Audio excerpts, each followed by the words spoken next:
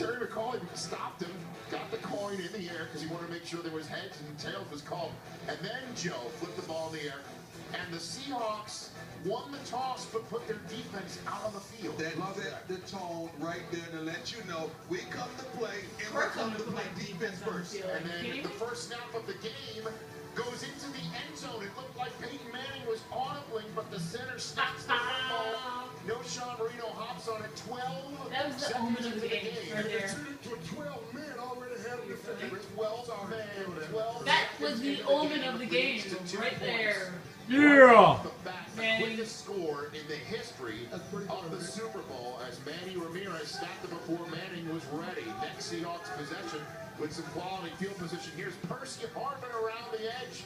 We were wondering what factor he would be. 30 quick yards right there in the first quarter. Rich, he made a huge difference. He stretched that defense wide and let Marshawn Lynch hit him in the middle. But the Broncos defense held him to just 3. It's 5-0 later in the first quarter when that's Doug Baldwin 37 yards. But again, the Broncos defense did not break. It's just 8-0. So Peyton Manning has a chance to march down the field and just make it a 1-point game, except on 3rd and 7, he throws it high to Cam Chancellor. Bad throw, bad read, great play by Cam Chancellor. Yeah. Pressure by Cliff Averill. And I thought I started sensing intimidation right around here. This early. This early. I mean, you got a nice lane. You stepped up in the pocket.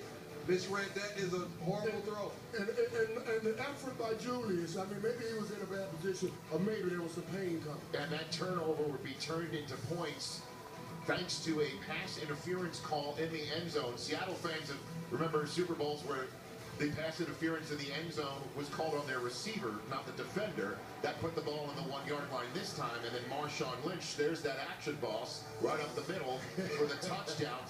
15-0 Seattle. So it's time for Denver to do something positive, and they are on the plus side of the field with 3 minutes to go. I don't think Denver did when Manning is hit as he throws, Malcolm Smith with the pick, and it's a pick 6 for Malcolm Smith. 22-0.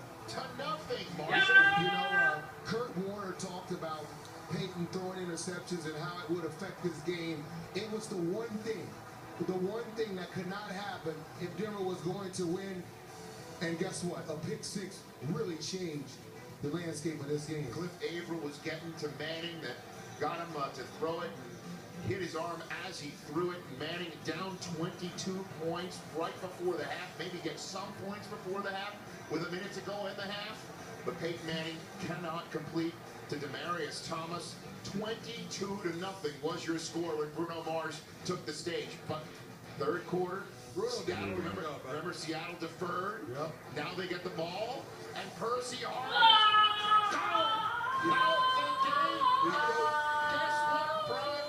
It was just best Super Bowl game ever. They scored 2. We see this catching the ball off the bounce, and normally when the ball bounces, it migrates all the defensive players together, and that's all Percy Harvin. 7 yards, the 12th man watching them score 12 seconds into each half of Super Bowl 48. Peyton Manning down 29-0, trying to go for all. Demaryius Thomas offensive pass interference as well. And that was just perfect position by Richard. Offensive pass interference, they should have called that. Yeah, we talked about that matchup and who would win, and Sherman played very well today. So Peyton now 29-0, 6 minutes to go in the third quarter. There's a nice catch by Demaryius Thomas, except he doesn't hold on to the ball, and who's on the spot? But Malcolm Smith. You want to call that sloppy play, but when you look at the replay, such a great play by Max, heads-up play by Maxwell right there. That's what you need to do. Every time the Broncos seem like they got it going, the ball bounced the other way. Turnover Thursday is what they practice. Turnover Thursday. And the play fake to Marshawn Lynch after the turnover. What a throw. Russell Wilson to Lockett, 19-yard gain. Next play on the Broncos 23. It's time for Wilson to go find himself some curse on 1st and 10. 23 yards. And this kid is one of those kids undrafted that you heard Richard Sherman talk about. Nobody wanted him. Pete Carroll takes him in, and look what happens. And it doesn't matter who Russell Wilson is throwing the football to. They all put their bodies on the line, and they make those catches. And the run after the catch is always special for them. And it's 36-0. You know what's a factor of 36? 12. There's 12s everywhere.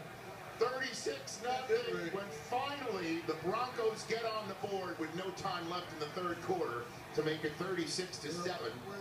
So we would not have a shutout in Super Bowl 48. It's 36-8 as Demaryius Thomas sets the records for most receptions in a Super Bowl.